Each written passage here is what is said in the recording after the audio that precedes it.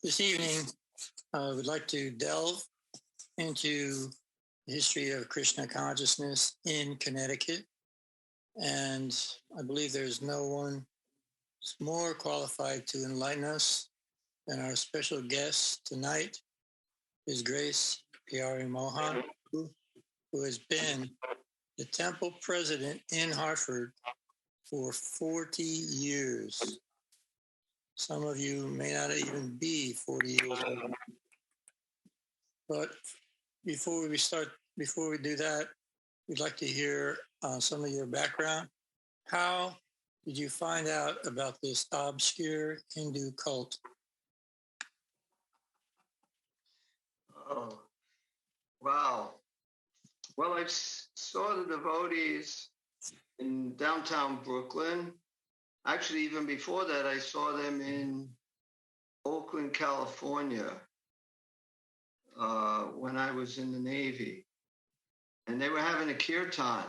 And at that time, I was a very spiritual person. I was actually God. At least that was what I was. I was God, you're God, we're all God, everything's God. So I saw the devotees chanting, and I knew that they were spiritual. So I wanted to talk to them, and they just kept chanting, and there was nobody to talk to. And finally, God got impatient and left.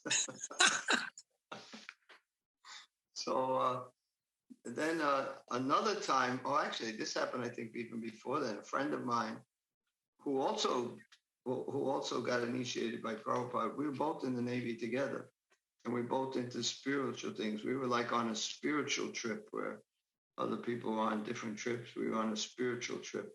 Is that allowed in the Navy?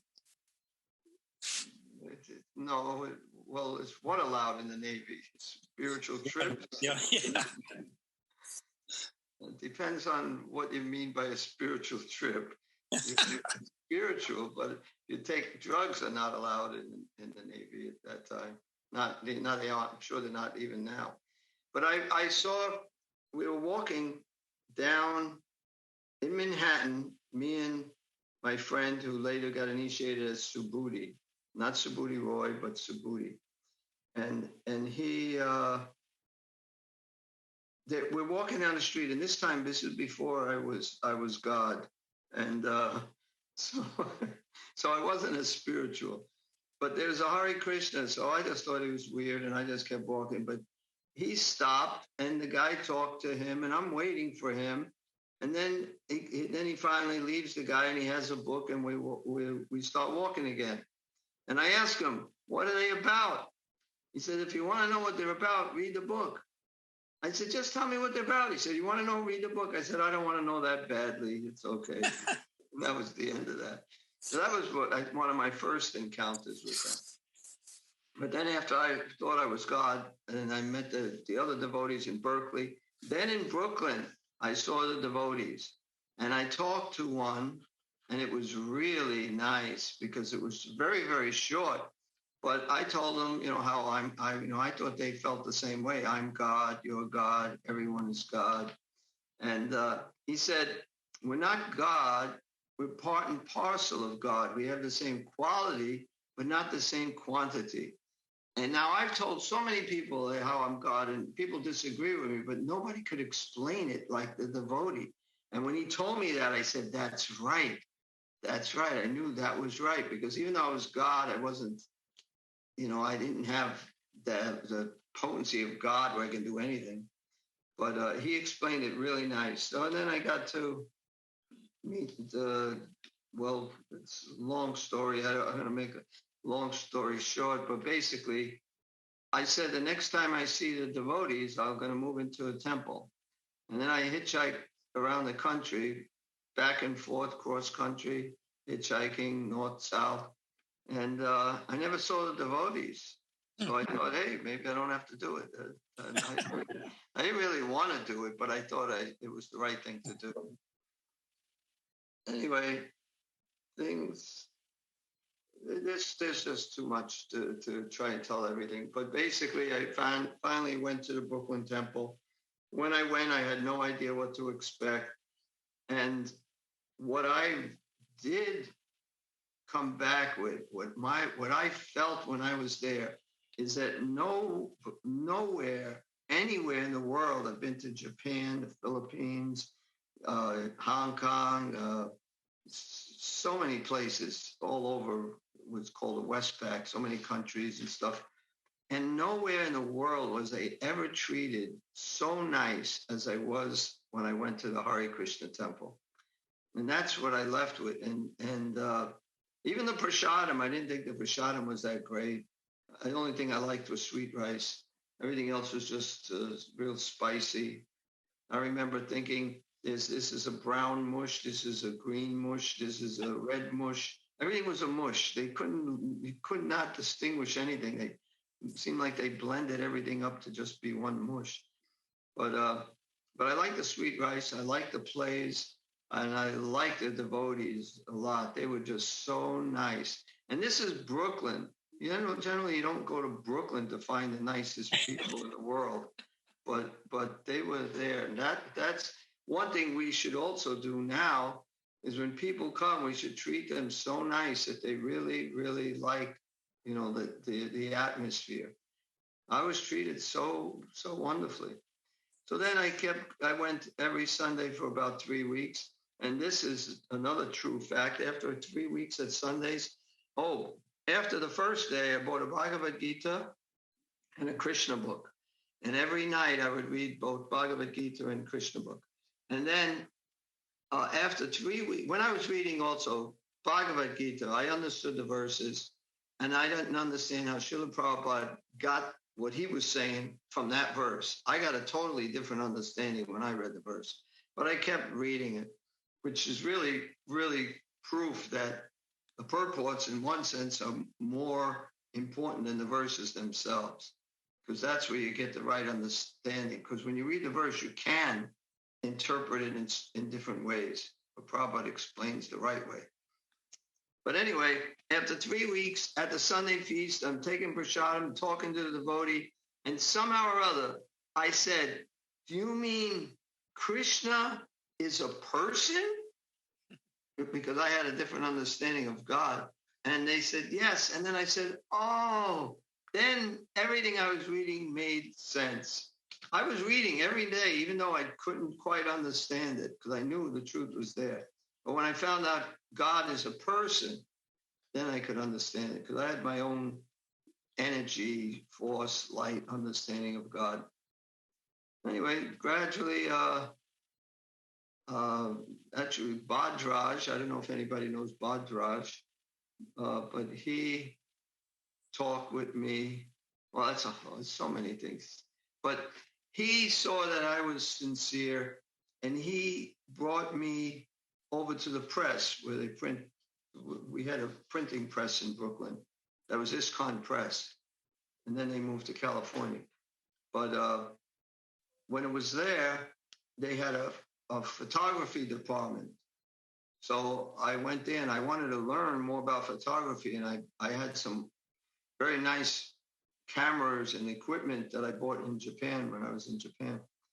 So I talked, and Bhadraj kind of talked me into it a little, didn't take too much, but I can come every day and I can come there and do service and learn how to do photography. So I said, that's great.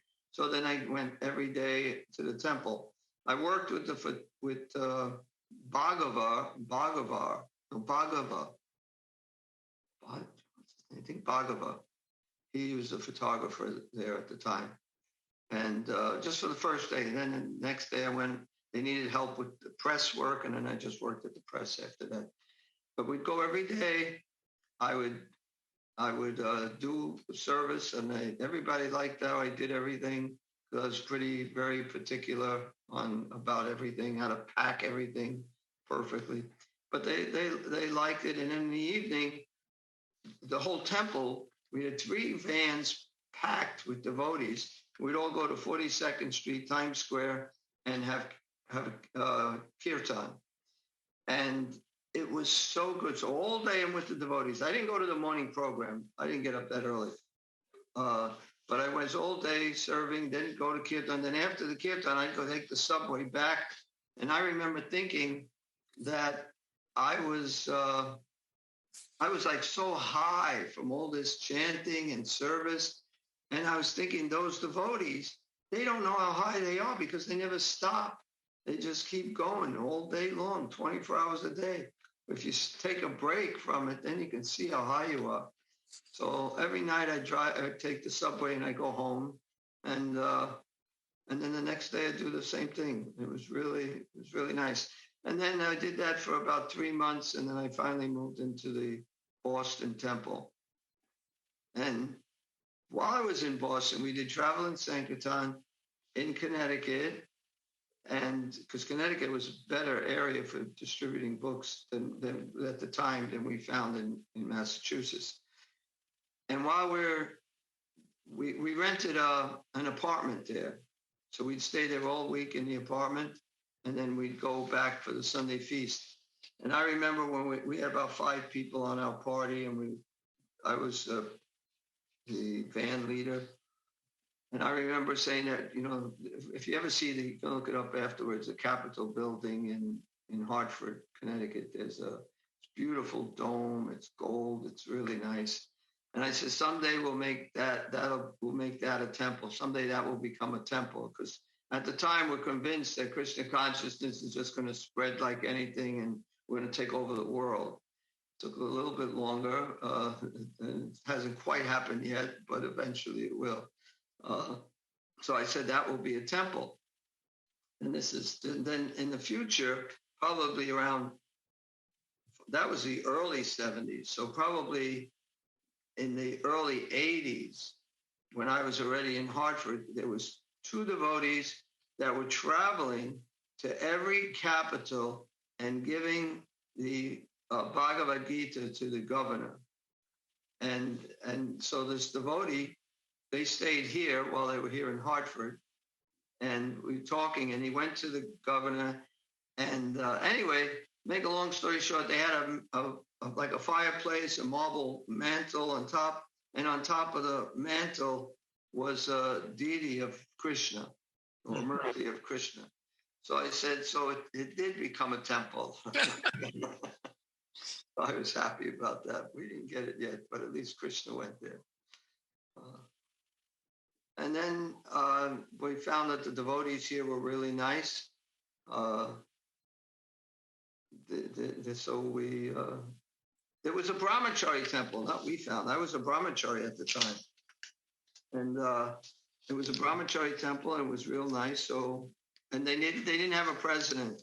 And they asked me to be the president, so then I did. That's how it started, but it didn't stay a brahmachari temple for too long.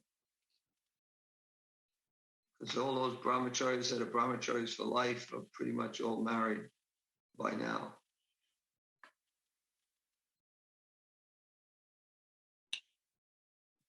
So that's how I got to Connecticut too. Not just how I became a devotee, but how I got to Connecticut. Yeah. You remind me of like Jayananda. When he joined, he was like a little older than me. And he wasn't a hippie. You were in the Navy. I became a hippie after the Navy, though. I did. And then he became a happy. Yes. Even when I was in the Navy, on the weekends, I would hitchhike to Big Sur in California or Yosemite National Park, and I just camp out by myself for the weekend. Then I hitchhiked back to base. So I wasn't a normal sailor.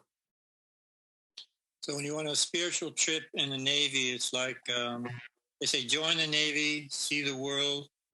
You join the Navy to see the spiritual world. Well, it got me, how I really started was in the Navy. I was laying down, before I got into any of this stuff, I was laying in my bunk on the USS Ranger.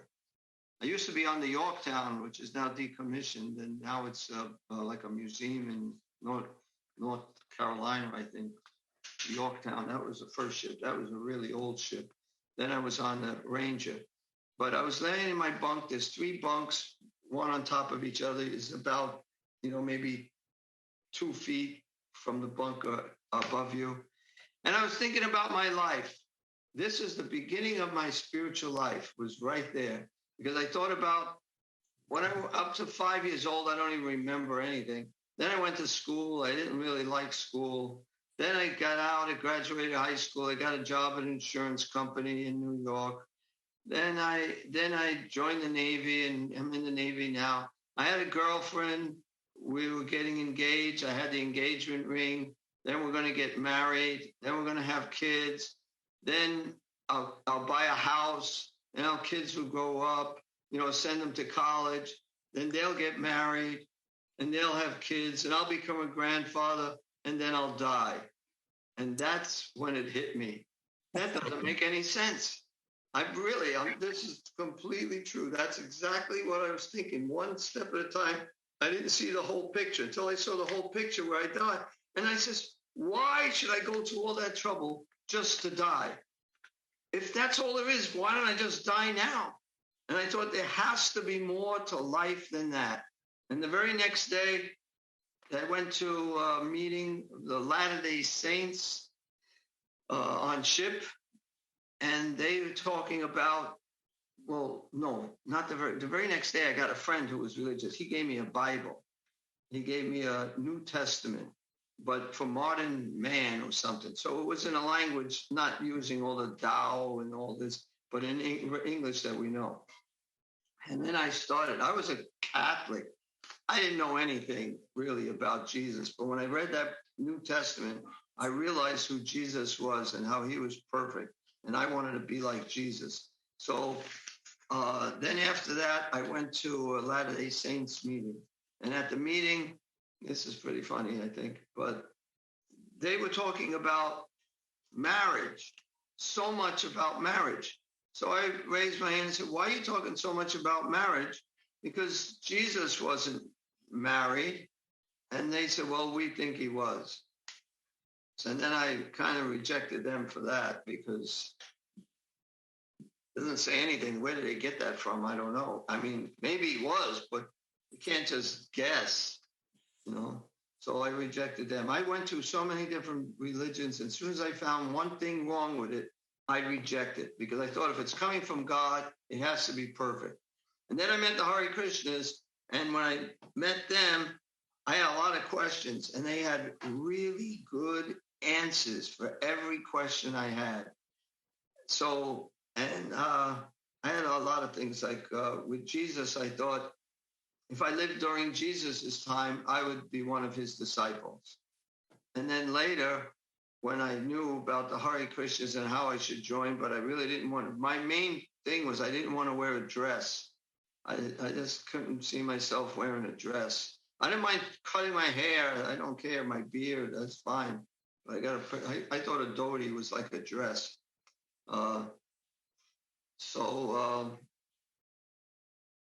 Anyway, they lost my train of thought. I don't remember where. Okay, I was at. Anyway, got another question. Or the same question. Okay, so. Oh yeah, now I remember. I would be a disciple of Jesus. So then later, when I didn't want to join the Hare Krishna movement, and Krishna in my heart or my mind or somewhere told me, remember when you said if you lived during Jesus' time, you would have been one of his disciples? And I said, yes. And they said, well, now you're living during Srila Prabhupada's time. Why don't you be one of his disciples? And then I thought, if I didn't do it, I'd just be a hypocrite. Yeah, I would have done this. So I really had to do it just not to be a hypocrite. Yeah, that's what it was that I forgot. That's nice.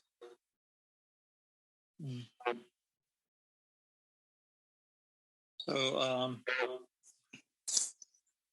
you mentioned that when you got the apartment and you're on traveling Sangaton there, that you were the van leader.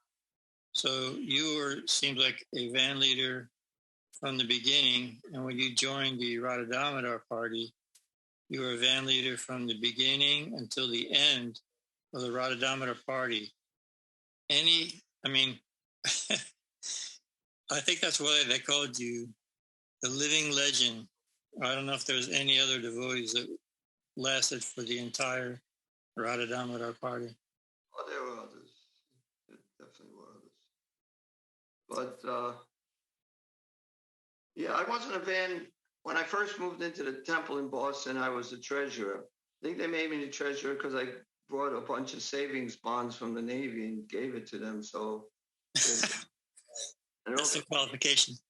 Yeah, and I gave all my camera equipment, stereo equipment, guitar, everything I had to the Brooklyn Temple, but the small stuff like the treasury bonds, I brought to Boston and gave it to them.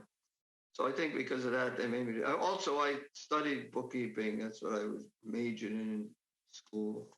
So that was the beginning. But I didn't stay as treasurer too long. Maybe 6 months at the most. Then I started going out on Sankirtan. What amazed me traveling with you in a tin can across America was that your memory. I mean, we pulled into a town and you knew exactly where all the different spots were, the different stores, shopping centers. I even remember you were driving along some road and you said, oh yeah, there's this freshwater spring, and you pulled off on this side road down this gravel road, and there was this spring that we bathed in. I said, how can this guy, I mean, this is before GPS. This is before, all of a sudden you were not even using a map. You knew all of these things. How could you have such a memory? Well, I don't remember that.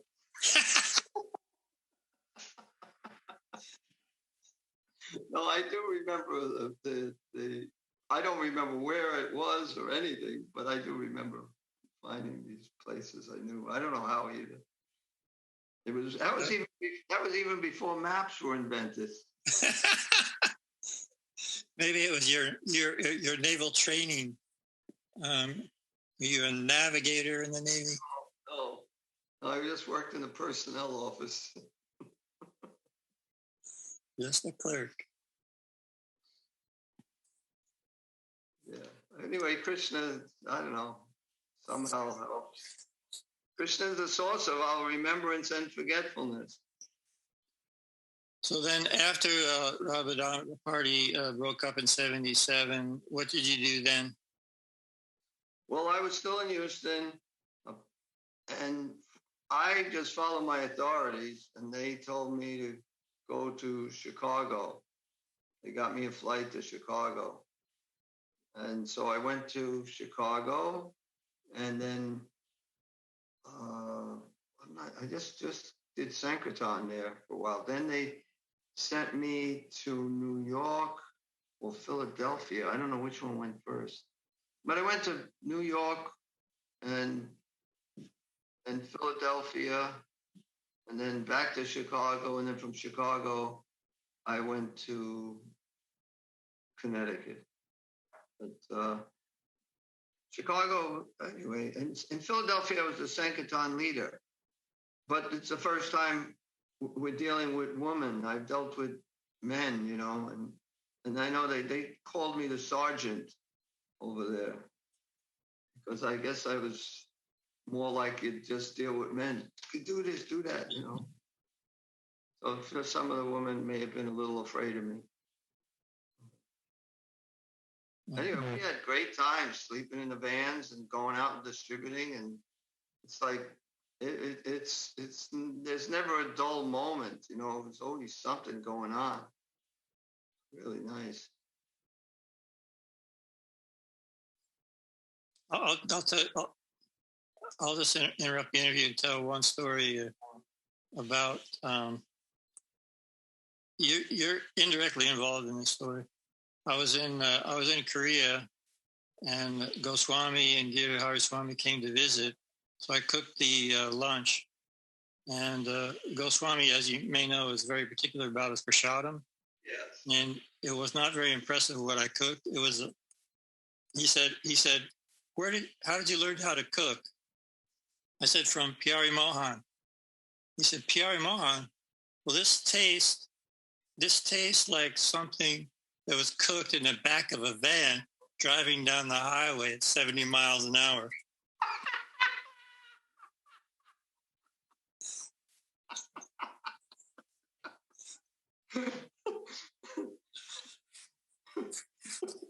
So then, getting back to Connecticut, as I understand, that temple was started. You can correct me if I'm wrong. By Niranjana Swami.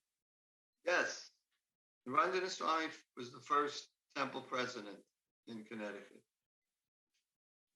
and then there was, I think, Komarupa may have been the next. You know Komarupa? Oh yeah, from in Vrindavan. I met him in Vrindavan. We trained him up in Connecticut, and then he went to Vrindavan. No, I wasn't here the same time he was, but I knew him very well. I mean, not real well, but we were definitely good friends. But he was here before me, and he's the one that purchased the temple we're in now. But we're going to be moving the deities. We have another temple, nice temple, big temple, and we're having our programs there. And we have Gorni Thai there, but there's some householders Gorni Thai. And they're beautiful, beautiful marble Gorni Thai that's at the new temple. But in next month, if everybody's invited, August 22nd, Balaram Jayanti, we're going to have the deities there, and we're going to start our programs there. Maybe it might be the 21st when we start, because it might be Saturday and Sunday. Balaram Jayanti is Sunday. So we're not positive. I think we're going to start Saturday, though. But anyway, so then the deities will be there, and that'll be the new temple. But right now we're still at the old temple. And we're keeping this building for the time being. It's about maybe 15 minutes or less, depending on how you drive to the new temple. And then what would the old temple be used for? Well, we're going to probably have some devotees live here, and we're going to probably use it for preaching to Westerners. That's the plan. We'll see. Okay. How many devotees are there in Hartford Temple now? How many devotees? I mean, do you have devotees that live in the temple full time, or no, just me and my wife. That's it. Everyone else,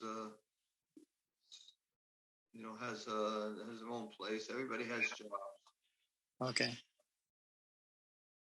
At one time, we had 6 devotees living here. Oh. That was the peak of our living in the ashram. Yeah, I think I'm just too grumpy to have anybody living here. Nobody would, it's like everybody works. It's not like it used to be. How many people live in the temple there? Of course, a lot of devotees, a lot of temples, they get people from India, and they live in the temple, and they take care of the deities. So I want to do it ourselves and get devotees that live outside to come, once a week or something and do some deity service. So that's what I'd rather do that. Mm-hmm. Prabhupada says you shouldn't pay devotees, and he says specifically Pyari should never get paid. You shouldn't pay somebody to worship the deities. Mm. Yeah, because our movement has changed so much now that everyone has a job, so yeah, it becomes difficult. Yeah, we're kind of like in a little bubble here in Connecticut. We didn't know what's going on in the rest of the movement, and then we find out how so many things change, and we're trying to still do things the way they used to be done. But anyway, things are going on.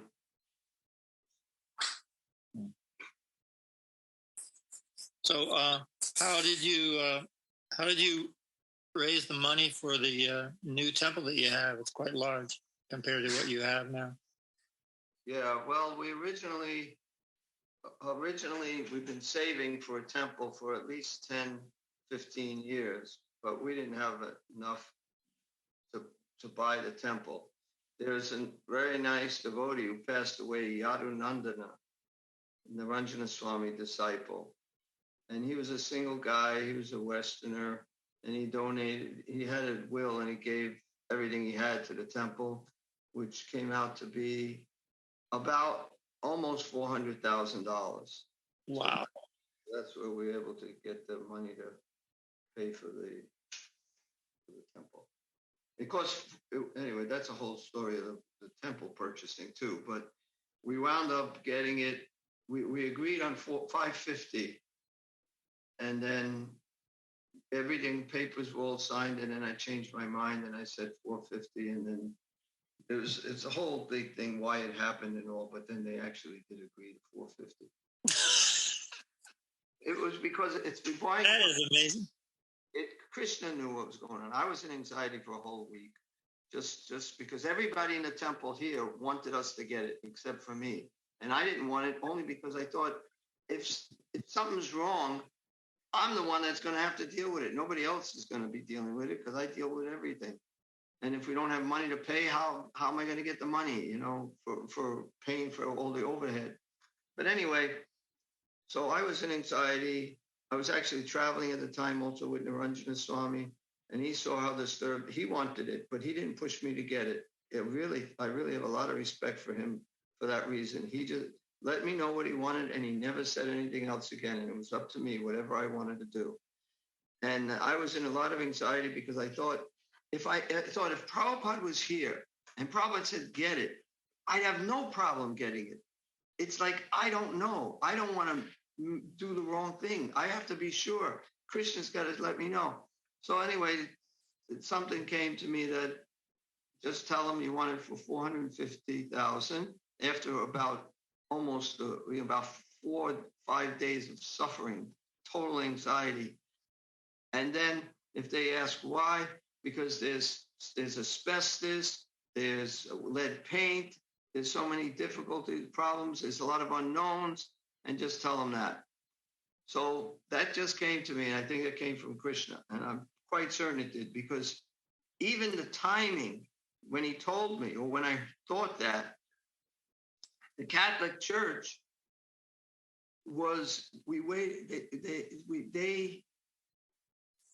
they just merged with another church. They were going to merge. And before they merged, they had to sell that building so then they can get the money for, I guess, what they want or whatever. So they had no choice. They couldn't sell it to someone else. It was too late. It was like Krishna knew all this.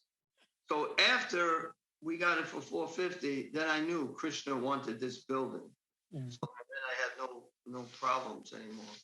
So that was really, really nice. And it's in a really good area. It's in Glastonbury, Connecticut. It's one of the top 10 towns in Connecticut to live in out of 170 towns.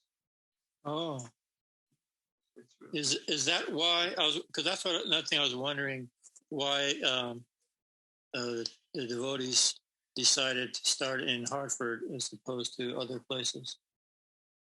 Oh, well, first of all, Hartford, we were in East Hartford where we are now, but it's in the general Hartford area. Even Glastonbury is in the greater Hartford area. But why? Because it's the center of the state. So, and also there's no like really large cities in Connecticut. Right. Yeah. Yeah. There's no happening towns. Right. So every town feels kind of like almost like a small town America, right? I don't know. I haven't been to every town. I'll get back to you on that. There's no like downtown busy area nightlife. It's just simple. Nothing, just everybody just lives their life and then dies. Unless they get a book. Yeah, well, they still die, but then they don't really die then, right? Let's go on. Yeah, Connecticut, it used to be a very wealthy state. It's not as wealthy anymore, but it's still doing pretty good. I don't know why I wound up in Connecticut. I know we started preaching here in the early 70s, and I really liked it. And I had this, how we're going to do this and do that. I mean, it didn't work the way I wanted. I mean, as far as from that time, I didn't come to Connecticut. I was in Boston, and then I went. I went on Radha Damodar. Now, even that, I didn't pick that, but my bus leader used to be the temple president of Boston, and he convinced the new temple president to let me go on Radha Damodar because I just followed a lot of other temples. They just talk to the devotees to meet them at a certain time, and they'll pick them up with the bus and they drive them away. And they did that. But I was very, you might say, loyal, faithful, or followed orders, probably from the Navy. So these, I wouldn't do something whimsical. Who was that bus leader? Adi Keshava. Adi Keshava. You remember Adi Keshava? As I recall, you told me that he was a new bhakta when you were a van leader. Yeah. Is that right? Yeah. And you told the story how you were doing door-to-door book distribution, and you couldn't find him. And finally you found him. He was in an apartment teaching people Sanskrit. Oh. Remember that story? I don't remember that. I don't remember it. I remember you told me that story. But I don't doubt it. He was very intellectual. He was good. Anyway, I don't know where he is anymore. He's actually a professor at some university. Unless he retired, but that's what he was doing.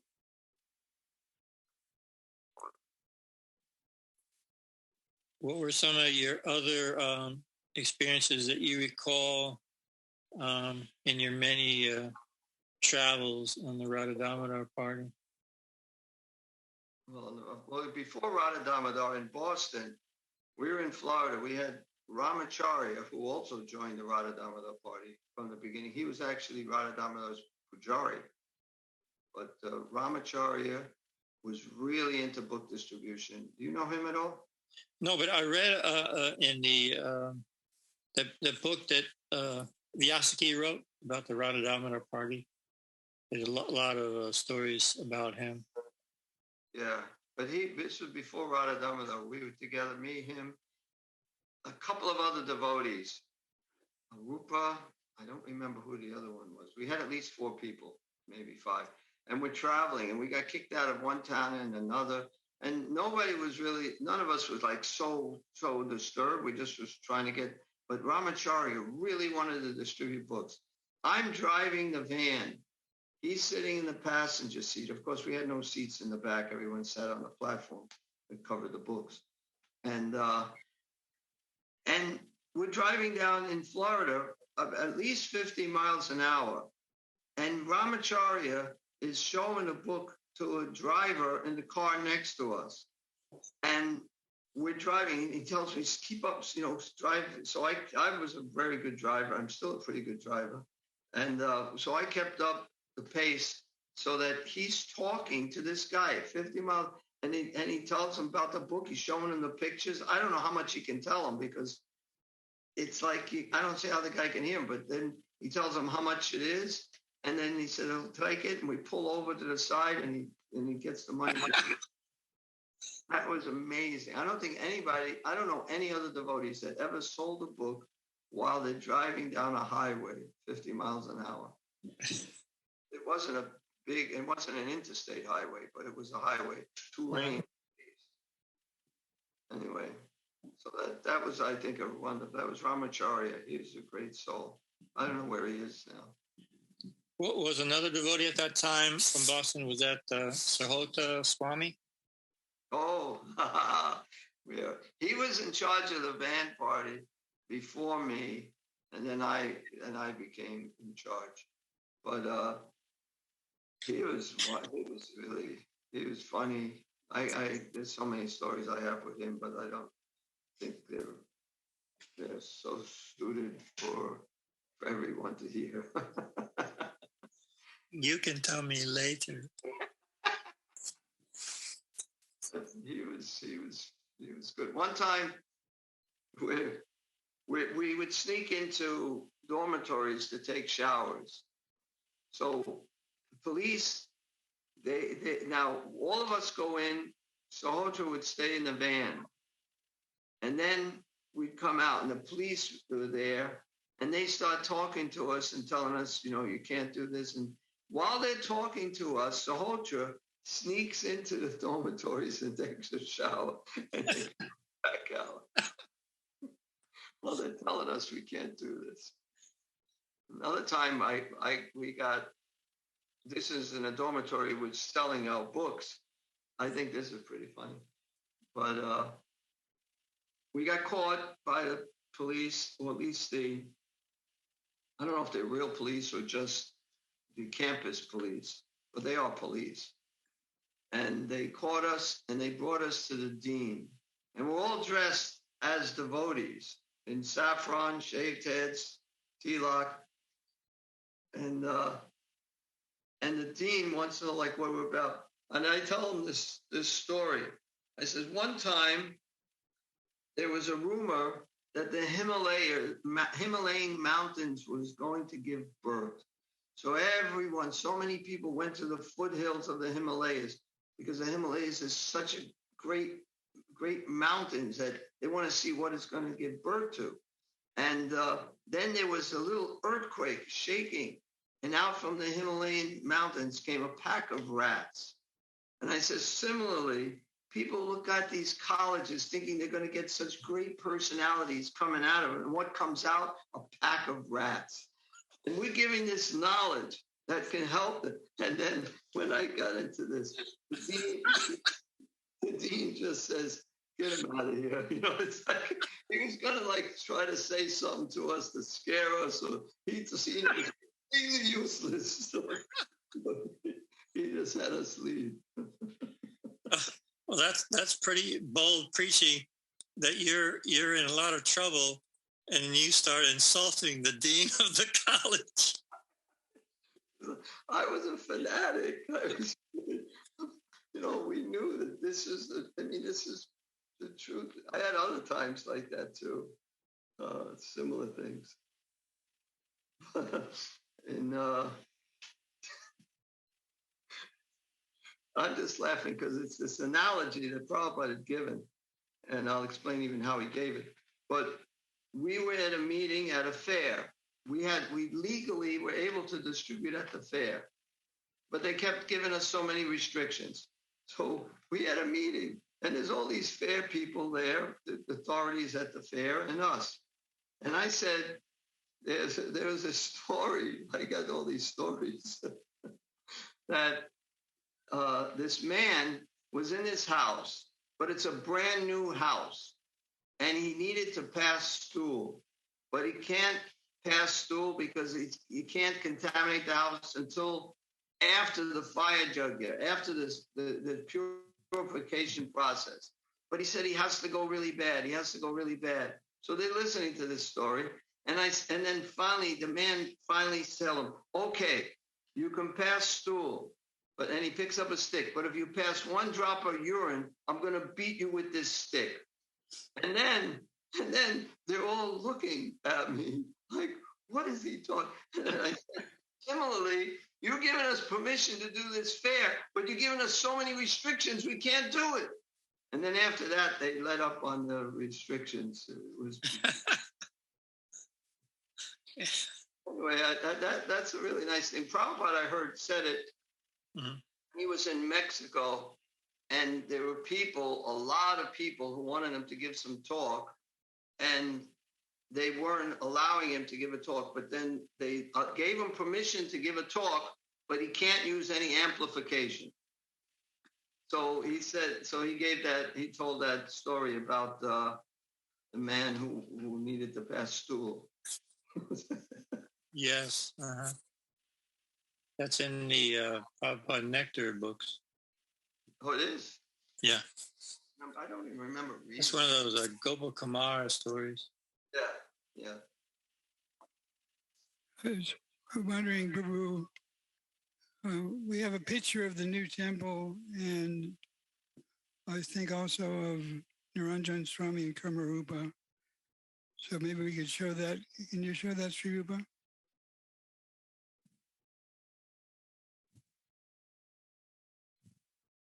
That's the new temple, right? Yes. It's about, actually, I measured it today because I have to tell them the insurance company the size. Because we said 6,000 square feet, but it's actually 106 times 35 if somebody can do the math. That's what's the size of it. And that's Niranjan Swami on the top and Kamarupa in, I guess, with his cows in Vrindavan.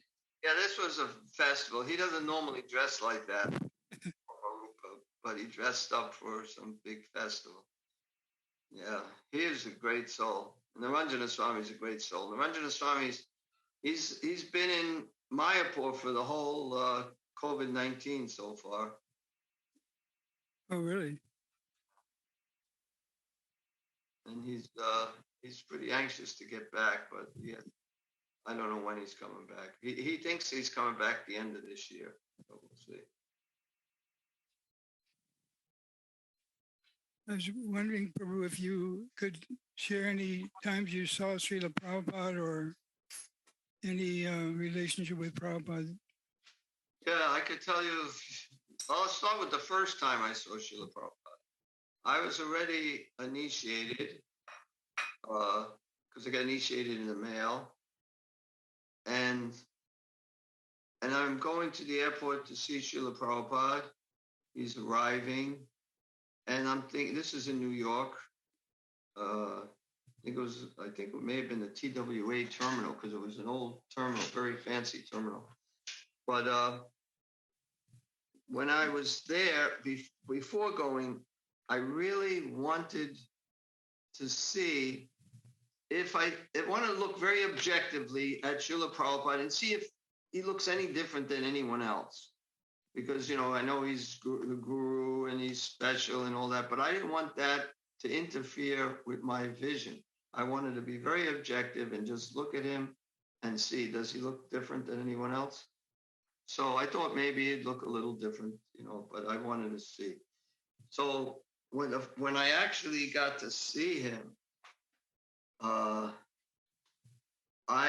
just fell on the ground, and my mind was, I never seen anything so beautiful. It was like there's no comparison if he's a little different than anyone else.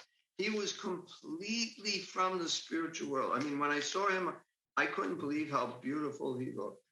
That was my very first impression. Krishna showed me that he definitely looked different. And I was there was no question about it. He was effulgent. He was completely spiritual. That was the first time. I've seen him other times. I got to put his slippers on once, but I really messed that up. I tell you, and it's funny. It's not so funny, but I never told anybody about it until many years after Prabhupada left. But there was a devotee named Nabadweep in New York, Brooklyn at the time. So he knew me because I was from Boston Temple, but I was doing book distribution in the area. So he knew me because I spent 3 months there, working every day at the press and then going on Harinam with them. So he gave me Prabhupada's slippers to put on Prabhupada's feet. When he came out, I was standing right outside the door because the temple wasn't that large. So I was watching Prabhupada from right outside the temple room door in the hallway. So he gave me Prabhupada's slippers to put on. So now I'm I completely didn't listen to any of the class. All I could think of was, I can't wait to get back to Boston and tell everybody how I got to put on Prabhupada's slippers. And I also, I guess, had this idea in my mind of Cinderella, where Cinderella, you know, she sits down, picks up her foot, and you slip the slipper right on. So I bent down when Prabhupada came out, and I held the slippers up in the air, waiting for Prabhupada to pick up a foot, and then I was going to slip the slipper on. But then Kirti Raj, he's in Alachua now, he said, put them down. So then I put the slippers down on the ground. I held them down, and Prabhupada put his feet in them. Then, of course, I moved my hands, offered my obeisance. I never wanted to come up again. What a complete idiot I am. You know, what a fool. And I never told anybody about that till after Prabhupada actually left, because I was so embarrassed. But now I see it doesn't matter how I actually felt or what I did wrong. I still got to do it, and Prabhupada didn't. It was only a matter of a couple of moments, but at the same time, it was like an eternity that I messed up this thing. I felt really bad at the time, but I'm still glad I got to do it, even if I didn't do it very well. So you get so nervous around Srila Prabhupada. I never once asked the question. I was on a morning walk in Chicago, and Brahmananda Maharaj was there, and there was a lot of sannyasis, and we're walking, and Prabhupada was going to sit down on a bench. Before he sat down, sannyasi went to Japan. No, before the first one to ever go. Yeah, Sudam Maharaj. He immediately took off his chadar and put it on the bench. So Prabhupada sat on his chadar and not on the bench. I thought that was really quick movements of Sudam Maharaj. And then Prabhupada saw people fishing, and he says it's so unnatural. He said that another fish just goes up to a fish and eats it. It's so natural. Here they have to have a pole, they have to have a line, they have to have a hook, they have to have the bait. It's just not natural to do this. He said they're like animals. Everyone today is like animals. So then walking back, and some guy comes jogging, and he sees everybody, and he sees Prabhupada, and he could tell, you know, Prabhupada is like the center of this. And it seems like he just wanted to say something. He wasn't inquiring submissively, but he said, why do some of you have these sticks and the others don't? And Prabhupada looked, and then Sudam says, Srila Prabhupada, he wants to know what the sticks are for. And Srila Prabhupada said, to drive away the dogs. And then we all kept walking. Brahmananda turned to me and said, I always wanted to know what these sticks were for. To drive away the dogs.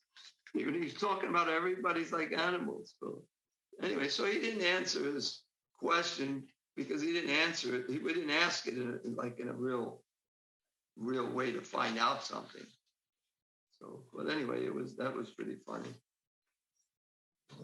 Another time on another walk, we're walking on this path, and then I can see ahead, there's one of these, a horse, not a wooden horse, you know, that the barricade you use, they're called horses.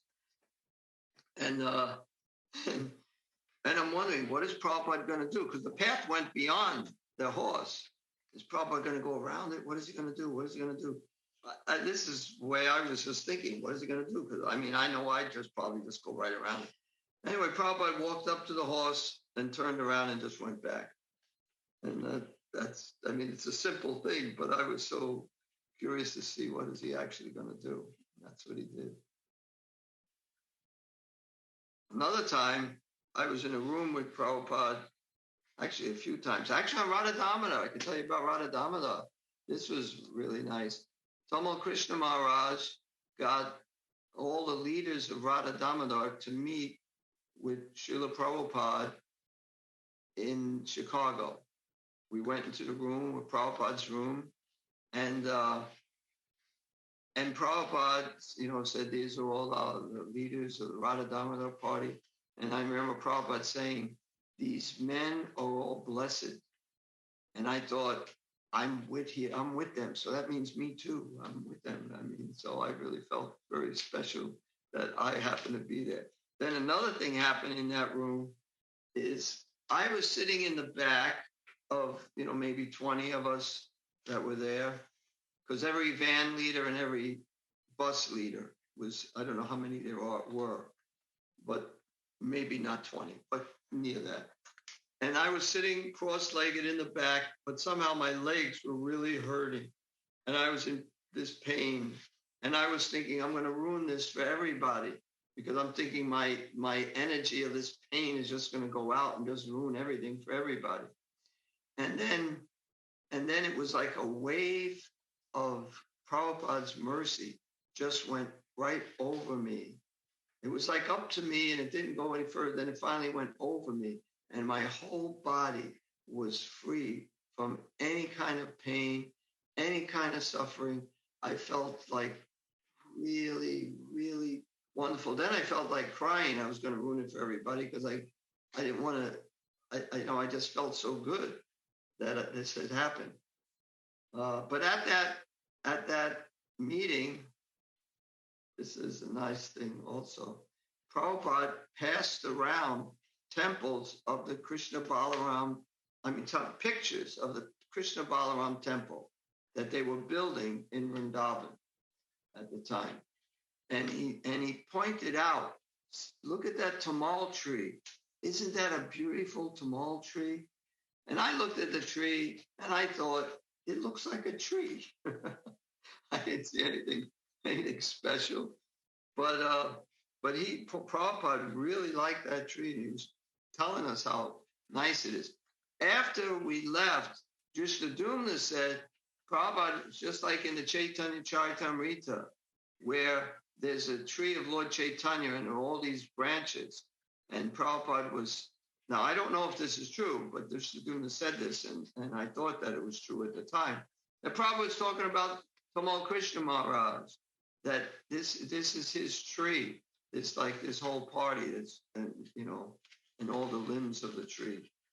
So I don't know, and nobody's ever going to know for sure, but Jushdadumna Maharaj said that when we walked right out of the room, when we were finished talking with Srila Prabhupada. And another really, this is one of my best experiences with Prabhupada that I really liked the most was I was distributing books. First of all, I got so much more association with Srila Prabhupada when I was like part of the Boston Temple than at least me and my party, than the whole Boston Temple. Because New York, when Prabhupada came to New York, especially when Bali Madan was the president there, never let anybody know. It was the biggest secret.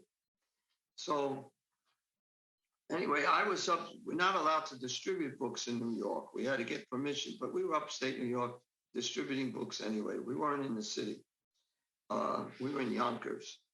And we're distributing books. And I think because I really think because I was a book distributor, I got some extra special mercy to get Prabhupada's association. So I'm in a mall.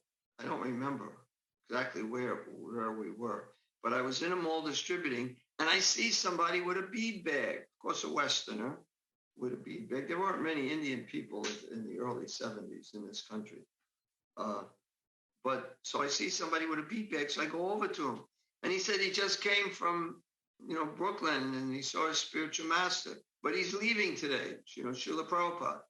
So I said, whoa, okay, thank you. I don't know if I sold him a book. I don't even remember anything more. All I knew was Prabhupada was in New York. I got to find out when he's leaving. So I called up, and I couldn't let him know I'm a devotee because they wouldn't tell me anything. And so I said, I hear your spiritual master is in town. And they said, Yes, but he's leaving today. So what time is he leaving? And then they told me. So then I jumped in the van. I went, picked up the 3 other devotees, driving like a maniac. While we're driving down the highway, we're changing out of our karmic clothes, putting on our dhotis. And then I don't know how, I remember going really fast. And then there was a car stopped right in, first of all, there's traffic all over. And there was a car stopped right in the middle of the highway, right in the lane, right in front of me. And somehow I just came right like this, moved over and went over, somehow squeezed in. I don't know how I did it. I know I was a good driver, but that was kind of like almost like a miracle how I was able to do that. So we get to the Brooklyn Temple, and Prabhupada is going to come out and go and leave. So I'm parked there right in front of the Brooklyn Temple, along with other vehicles that devotees have, and Prabhupada and Srila Prabhupada's vehicle. That morning, Srila Prabhupada saw the deities, Radha Govindaji, and he said that they looked very beautiful. So at the press, they had the photography. They took a picture, a colored picture. Not easy to print colored pictures, because not nowadays everything is easy to print. But in those days it was much, you had to have the whole photography. Black and white was easier. But so they took the picture, they developed it, they framed it, and then when Prabhupada was ready to leave, they have it ready to give to him. So I'm waiting, and I see Prabhupada's bags up, and so I asked Shruti Kirti if I could carry his bags down, and he said no, and that was the end of that. And, they got to watch the bags. He doesn't trust devotees. He doesn't really know me, but I was eager. And then I was with Rupa and Agrani. I don't know if you know Agrani. He was also a sannyasi for a while. I was with Rupa and Agrani, both of them on my party, just 3 of us. And then then Prabhupada comes out. We all offer obeisances. Then we jump in the van, and there's Prabhupada's car and 2 other cars, and then us, and we're following. And I remember Rupa saying, go on the side. Well, one of the other cars came out of that, and I filled in the spot. So I'm not going to let him back in again. And then he went on the side. They looked at Prabhupada, and Rupa was telling me, go on the side, let's see Prabhupada. And I said, no, we have to follow in the footsteps. So I didn't want to go on the side. So we followed. Then the other car also went out, and then it was just us behind Prabhupada. Then when we got to the New York airport, Prabhupada's car goes right up to the terminal, and I pull in, and as I'm pulling into a parking lot, first of all, if you had experience in New York, you have to drive all over for a half an hour before you can find a spot. I prayed to Krishna, Krishna, please give me a spot, please. And we pulled in, and right there was a spot. Just pulled right into the spot, ran as fast as we could to the terminal. And the terminal had a room ready. So because we were so fast, by Krishna's grace, we were able to park. We got into the room with maybe 20 people in the room and maybe 100 people outside the room. And in the room, there's a couch over here and a couch over here. 2 sides had a couch. And in the middle, there is a table. I forgot to mention, when Prabhupada came out, when he was sitting in the passenger's side seat, they gave him the picture of Radha Govinda. And he took the picture and he put it up to his head and he looked at it. He was very pleased. So he took that and he put it on the end table in the middle of the 2 couches. Prabhupada sat on the couch on this side. Rupa, on my party, sat on the couch on this side, and everyone else sat on the floor. And then Rupa slipped off the couch onto the floor because everyone was on the floor. And Prabhupada gave a really nice talk. First, Gopal Krishna, who wasn't a Swami at the time, he was married, and he came into the room. No, he didn't come in the room. He was at the door. Prabhupada told him to come in, and he just came from work, and he had on his karmic clothes, and he said, I don't want to come in dressed like this. And Prabhupada told him, no, you are the real sannyasi, not he who lights no fire and performs no work. And then he has him come in. And then he's talking to Gopal Krishna Maharaj that he said, so this Prabhupada says to Gopal Krishna Maharaj, so you recently got a raise? You know, he recently got a raise. How does Prabhupada know he got a raise? And Gopal Krishna Maharaj said, yes, Srila Prabhupada. Srila Prabhupada says, you should give that money to Bali Madan, who's the temple president. And he said, yes, Srila Prabhupada. He got a raise and he can't keep it for himself.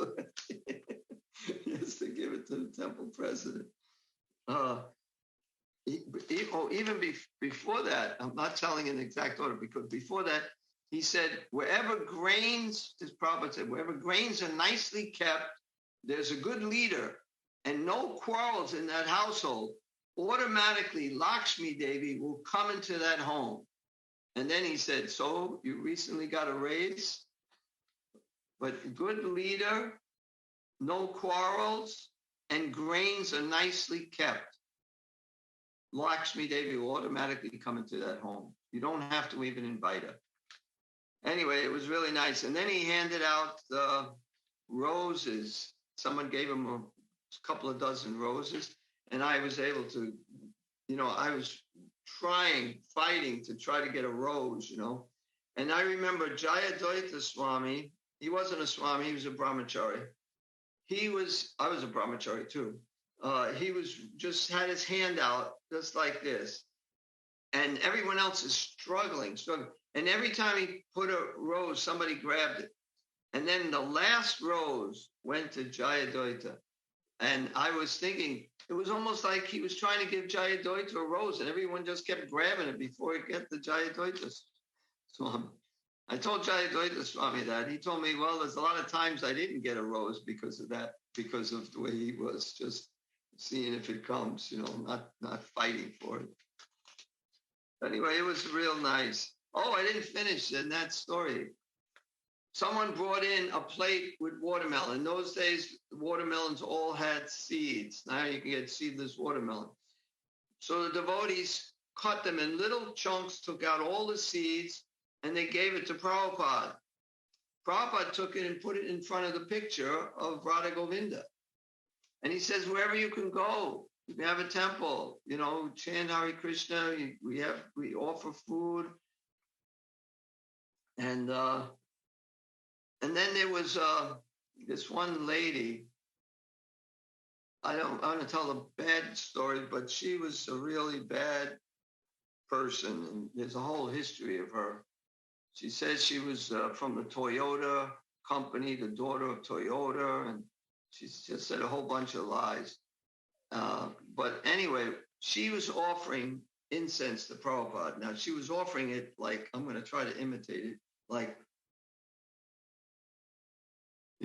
she really was offering it with such, I said, what the thought that came to my mind was, to me, she looks like a phony. But then I corrected myself because I was being offensive and I didn't want to think like that. But after she offered the incense to Prabhupada, she didn't know what to do with it. So her husband, who was Bali Madan, the president, he took the incense from her. And now he didn't know what to do with it. So Prabhupada motioned to give the incense to him. So he took the incense and he took a chunk of watermelon off of the plate and he stuck the incense in the watermelon. And everyone said, Jai Srila Prabhupada. There was also a kirtan in there by Jai Sachinandana, I think. Not Jai Sachinandana Swami. But he started, Hari Bol, and Prabhupada, he was right in front of Prabhupada. Prabhupada went like this, So then he started chanting a lot softer. It was just too loud. Anyway, that's some of my experiences with Srila Prabhupada, and we're already out of time. So thank you for tolerating me for all this time.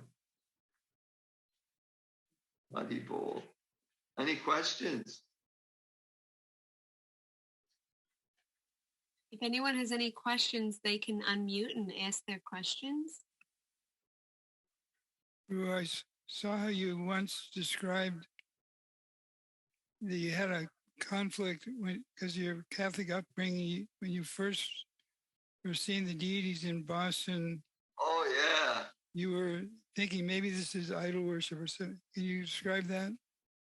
Yeah, that was a really wonderful experience. Okay, I'm already moved into the temple, but my mind is still telling me, these are idols. You're worshiping idols. You're going to go to hell. And I'm thinking, and then I started thinking, okay, this is my Christianity. I'm a Catholic. This is the way it's, and then there's this other religion. How do I know what's right? So I thought, the best way to know is by using your intelligence. I thought Krishna's given me some intelligence. I'm not very intelligent, but whatever intelligence he's given me, that's all I have to make the decision. And to me, this makes more sense than anything else. So then I thought, I don't care if I go to hell, I'm going to worship Radha Gopi Vallabha anyway. And when I thought that, that was the exact thought I said. I'm not sure if it's exact, because I'm not sure if I thought Radha Gopi Vallabha, but I remember I will worship them anyway. I don't care if I go to hell, I'm going to worship them anyway. And then at that moment, when I actually thought that, my whole body became completely in ecstasy. It was like a real confirmation. There was no doubt about it that I made the right decision. But that was a dilemma I had a little bit in the beginning.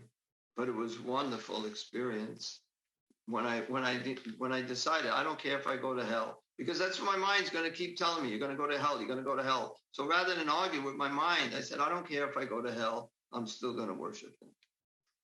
And that was like a real wonderful experience. How do you know that story?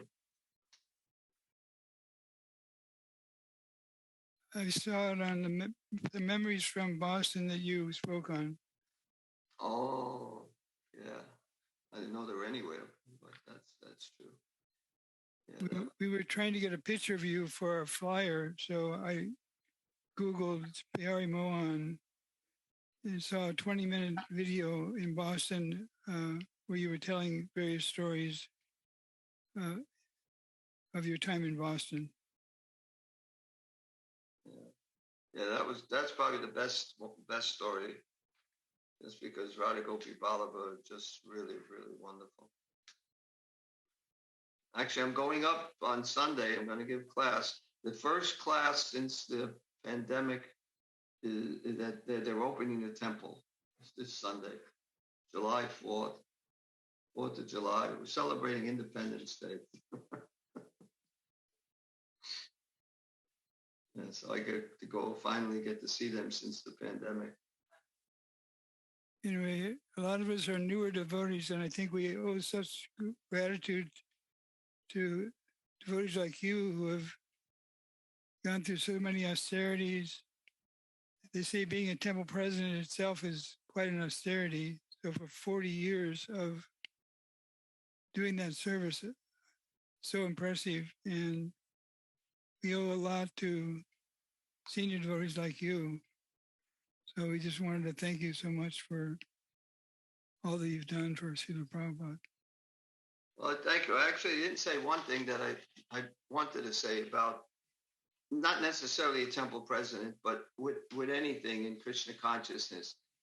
I found the only thing I really did, because the temple is doing so good. We've really gone from like 10 people a week to 100 people. It's not as big as some temples, but as I mentioned, Connecticut is like not much happening. But we've got a new temple. We've definitely gone a lot. We've gone really far.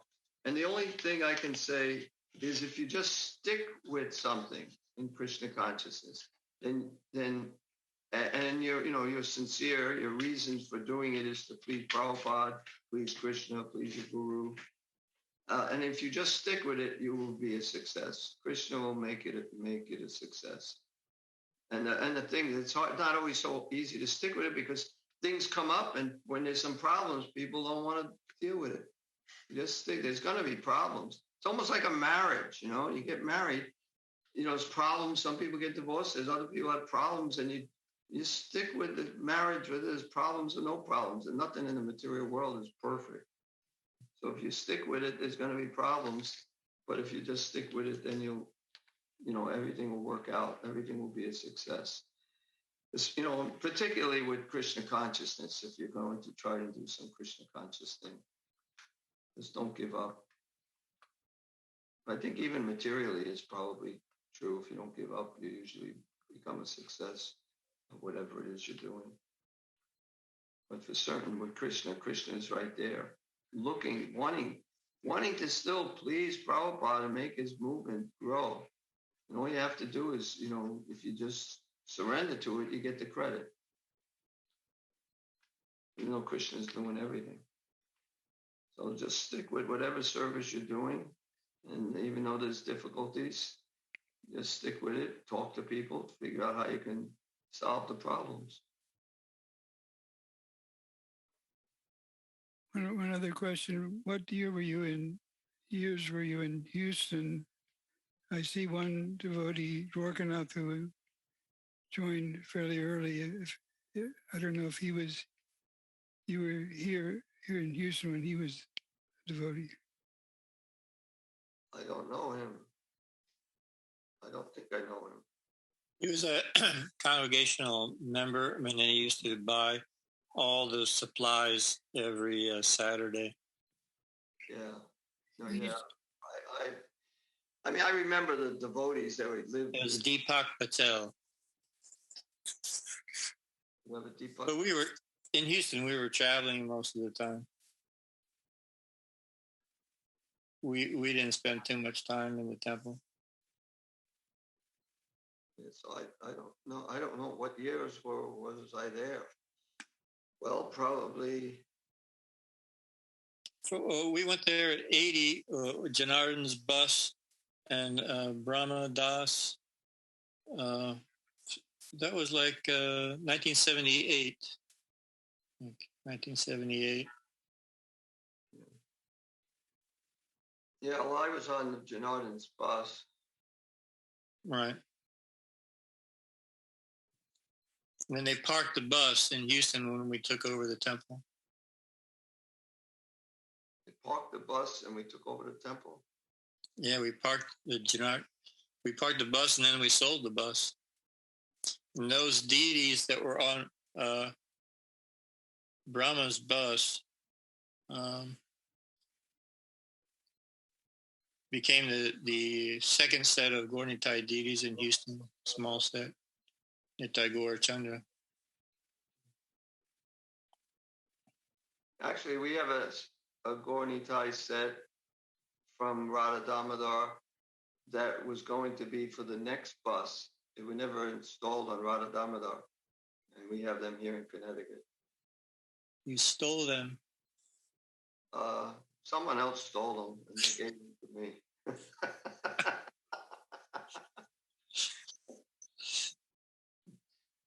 But I think it would probably be okay if I did steal them. It's transcendental. I don't know where they were and how we got them. All of our deities. We also got Jagannath from somebody also we went to visit. They gave us the Jagannath. Anyway, Krishna's mercy. And Srila Prabhupada we have used to be in Lake Huntington. That was a temple there, Gurukula. Closed down. So I stole Prabhupada. It's also it's in the Radha Damodar Parampara because Vishnu Jan Maharaj stole Radha Damodar deities, right? I don't know what it was stealing. I don't remember. Yeah, it's also in the book Vyasi told. He got the deities. One temple president had them in the closet because they didn't install them, and he said, "Well, let me take them for now, and then when you want to install, we'll give them back." They never gave them back. Hey, this is Krishna Kripa. I've got a question also about how did it what happened at that time when those two buses parked, one in Dallas, one in Houston, when apparently we got the deities from Brahma's bus in Houston, but the deities from Janardana's bus ended up in Dallas, yet Janardana and almost his whole crew was down here. How did that happen? Was there a decision made which deity would go where? Thank you. I can't answer that. I have no idea. I was just the book distributor. I didn't manage any of those things. Actually, on Radha Damodar party, I did learn that on my party, we spent less money on Boga than any other party. And I was asked by Tamal Krishna Maharaj, like, what we eat, because he's trying to get other people to spend less too. But I don't remember what we also begged a lot of food too, you know. We'd go to different places and see if they can donate to us. And we ate simple. It wasn't so extravagant. Now I'm more extravagant, but at that time I was a brahmachari. On our party, that's the one thing we did. And how I got the name, the living legend, he's a living legend, was when I was doing a fair, and there was 2 or 3 parties there. I know there was 2, mine and Atindriya, and I don't know if there was another one or not, but he was in charge and I was in charge, and it wasn't working so I said, what we have to do, I don't care who's in charge, either me or you have to be in charge, only one person. And he said, well, you know, humble, you know, but he said, well, why don't you be in charge? So I said, okay, I'll be in charge. But actually, I realized afterwards that he was just, you know, he really wanted to be in charge. He's expecting me to say that also. No, you be in charge. But I just accepted, okay, I'll be in charge. Because I wanted, anyway, whatever the reason. And then I was out distributing. I'm in charge of the 2 parties. We're doing good. And I was still collecting like more. I don't know how, because I'm not that big. But I was collecting more than the other devotees. And I was still in charge. And we have to call up every week or something. So I told Atindriya, why don't you call up? Because I want to stay distributing books. So he called up and he gave him the scores of everybody. And when he found out that I'm, you know, Drishtadyumna was on the phone, he's the one that gave me that name because I was doing so well and still in charge of everything. He said he's a legend in his own time. But Atindriya never came back and told me that. It was like a long time after that he finally told me that. And then somehow it got around, probably because I probably told everybody else, I don't know. But that's where I got that name, that legend in its own time.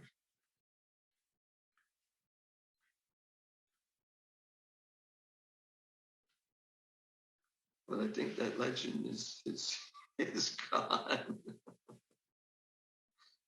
Oh, as long as you're living, you are the living legend. Living legend, yeah.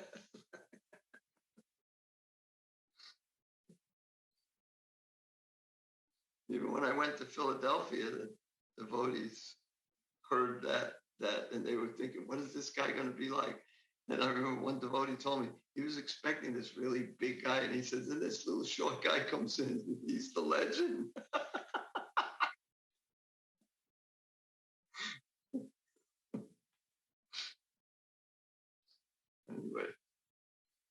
Anyway, we try to surrender. Somehow it seemed easier years ago. I don't know why. It seems because everybody just was surrendered. Everybody was surrendered. You know, so it's like you get pulled along. Now everybody has special programs, special diets. We had everybody ate anything, whatever anybody else had.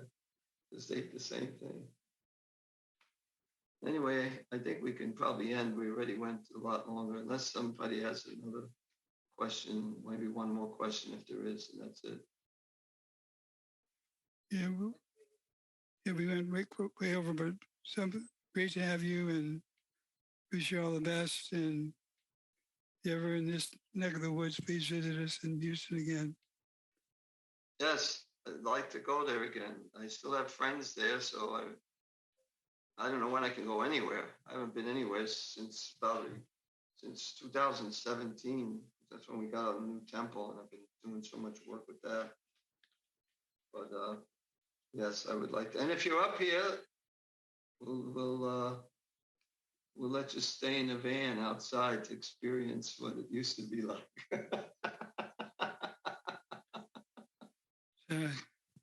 It's too cold. Well, it's not cold now. Okay, Hare Krishna, thank you all very much. Glories to Srila Prabhupada.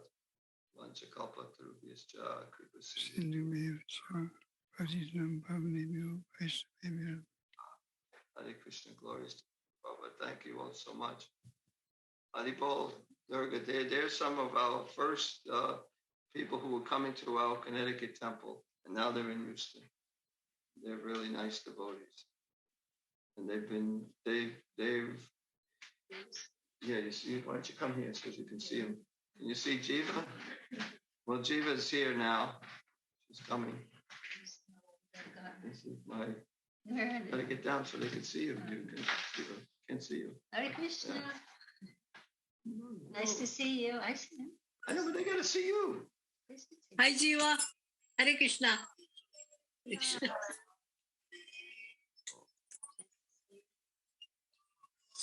Hare Krishna, Nand, you actually do look the same. You don't look any different. Both look the same. Yes, oh yes, both of you. You guys have any questions? No. Okay. Anyway, thank you all. So this is some of the pillars of our temple in the beginning when we first started. When the kids were really little kids. They're all grown up now and they have kids. Krishna remembers all of those activities that we did at the temple for Krishna, pleasure for Krishna. And Durga used to lead kirtans. Radha Krishna Nanda, I don't remember what he did. Anand was there. Did you see him? Anand was on for a little while, yeah. Oh, I didn't see him. Oh, I wish I would have. They're really wonderful devotees. All of you guys are really wonderful devotees. They're so nice. It's really good. Anyway, you better go before. Haribol. Hare Krishna.